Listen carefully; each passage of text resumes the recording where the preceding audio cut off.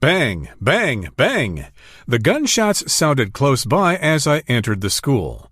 It was the first day of school, and groups of teenagers must have been sizing each other up.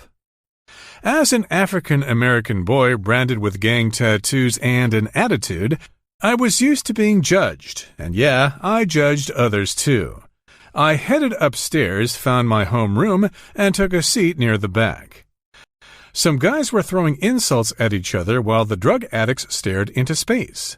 Suddenly, a small woman walked in.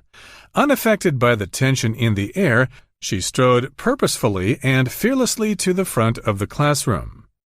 We didn't know when we first met Ms. Gruwell that she would be a life-changing mentor to all of us.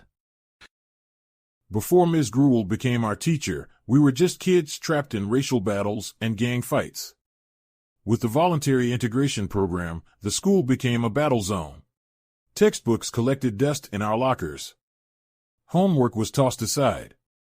We were far more concerned about surviving than acing tests on Shakespeare or the Pythagorean theorem. It was the survival of the fittest.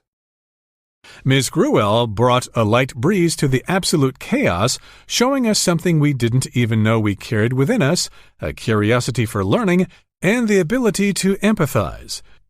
She invited survivors from the Holocaust to the class and introduced Anne Frank's story, making us read it so we could understand that race should not be grounds for being rivals.